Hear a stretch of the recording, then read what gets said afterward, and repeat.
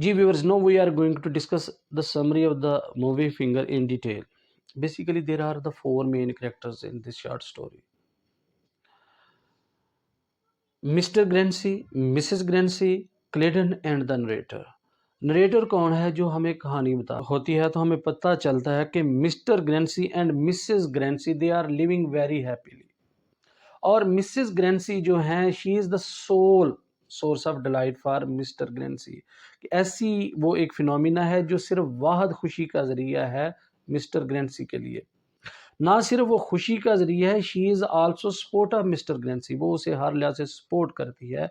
She is beautiful as well, she is caring, she is also having a very serviceable nature, खिदमत करती है अपने husband की। So what is the result? Result ये है कि the husband is very much happy with his wife, the life is going very happily. लेकिन यहाँ पर हम एक और बात को भी डिस्कस करते हैं। जो प्रीवियस लाइफ है मिस्टर ग्रेंसी की वो थोड़ी डिफरेंट थी। हम जानते हैं कि this is the second marriage of mister ग्रेंसी। he was first got married with an other woman. After her death actually got married second time. जो पहली बीवी थी उसके साथ मिस्टर ग्रेंसी बिल्कुल खुश नहीं था।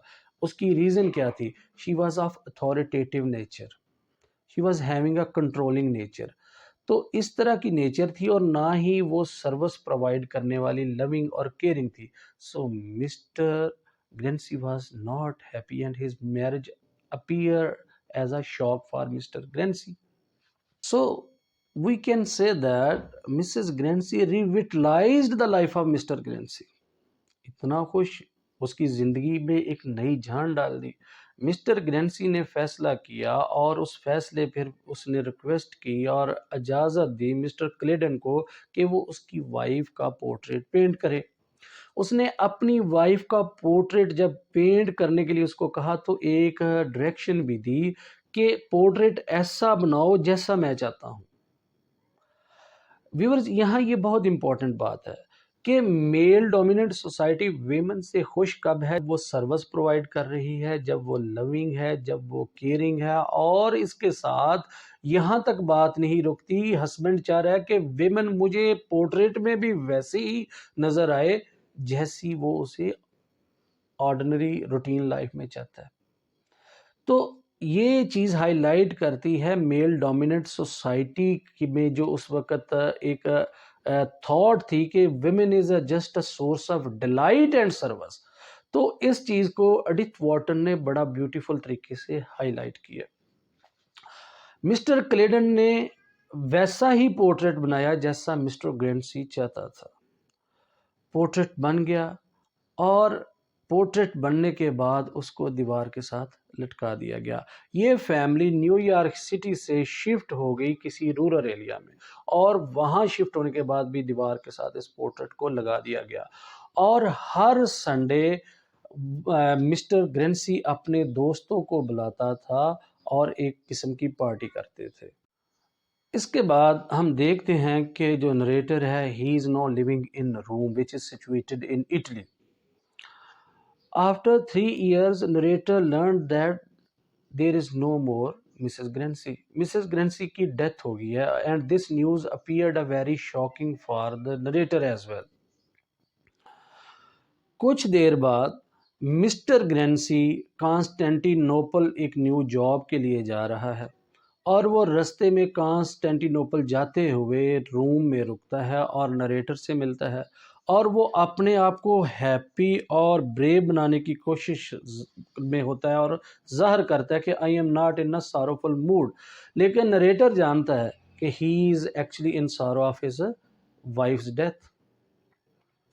बहरहाल टाइम गुजर जाता है, 5 साल और गुजर जाते हैं। मिस्टर ग्रेंसी जॉब छोड़ के वापस न्यूयॉर्क चला जाता है और नरेटर भी रूम से वापस न्यूयॉर्क चला जाता है। वहाँ दोबारा मिस्टर ग्रेंसी पुरानी रूटीन के मुताबिक अपने फैमिली फ्रेंड्स को बुलाता है, जिसमें मिस्टर क्लेडन को भी इनवाइट करता है और नरेटर को भी इनवाइट करता है।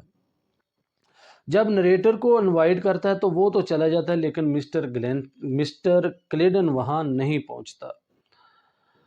وہاں جا کے نریٹر ایک اور عجیب چیز جو ہے وہ نوٹس کرتا ہے کہ جو خوبصورت پورٹریٹ تھا مسز گرینسی کا، اب وہ وہاں جیسی خوبصورت اور ینگ نظر آتی تھی ویسی نہیں، اب وہاں وہ اولڈ نظر آ رہی ہے۔ نریٹر مسٹر گرینسی سے پوچھتا ہے کہ what had happened with the portrait. Mister Grancey کہتا ہے کہ on the account of my love for my expired wife, میں نے سجیسٹ کیا مسٹر کلیڈن کو کہ اس کو بھی آلٹر کر دو، اس کو بھی چینج کر دو جیسا میں بوڑھا نظر آ رہا ہوں، کیونکہ ان 5 سالوں میں اپنی وائف کے ڈیتھ کے غم میں مسٹر گرینسی بہت بوڑھا نظر آنا شروع ہو گیا تھا، اور وہ چاہتا تھا کہ میری وائف کا پورٹریٹ بھی ویسا ہی نظر آ جائے۔ تو ویورز، یہ جو سیمبل ہے یہ ہائی لائٹ کر رہا ہے کہ ایون آفٹر ڈیتھ جو ویمن پہ ڈومیننس کا کنسیپٹ ہے وہ میل کا ختم نہیں ہو رہا۔ ڈیتھ کے بعد بھی وہ کچھ ایئرز میں مسٹر گرینسی کی ڈیتھ ہو جاتی ہے، اور بیفور ڈیتھ وہ اپنی ول میں یہ سجیشن دے جاتا ہے کہ جو میری وائف کا پورٹریٹ ہے یہ مسٹر کلیڈن کے پاس چلا جائے، اس کو دے دیا جائے۔ ایز پر ول وہ پورٹریٹ مسٹر کلیڈن کو دے دیا جاتا ہے، اور مسٹر کلیڈن اس کو لے کے چلا جاتا ہے۔ ایک دفعہ نریٹر ملنے جاتا ہے مسٹر کلیڈن کو، اور وہاں جا کے وہ ایک عجیب چیز نوٹس کرتا ہے۔ مسٹر کلیڈن نے شرائن بنایا ہوا ہے اس پورٹریٹ کا، ایک مقبرہ سا بنایا ہوا ہے، اور دوبارہ اس پورٹریٹ کو اس نے ینگ بنا دیا ہے۔ تو یہ وہ بات ہے کہ جیسا مسٹر کلیڈن اسے دیکھنا چاہ رہا ہے وہ پورٹریٹ میں بھی اسے ویسا بناتا جا رہا ہے۔ یہ جو سیمبل ہے پورٹریٹ کا یہ بہت امپورٹنٹ ہے، یہی تمام تھیمز کو ہائی لائٹ کرتا ہے، جو تھیم آف کنفائنمنٹ ہے، تھیم آف کنٹرول ہے، تھیم آف فیمنزم ہے، یہ ساری چیزیں اسی سے جڑی ہوئی ہیں کہ کس طرح دونوں میل کریکٹر جو ہیں، مسٹر گرینسی جس کی وائف تھی، اور mister Clayden who was in a secret love with Mrs Grancey, تو وہ ایکچولی وہ بھی ویمن کو ویسا ہی چاہ رہا ہے جیسا وہ پورٹریٹ میں بھی ویسے ہی بنا دیتا ہے، بیوٹیفل ینگ۔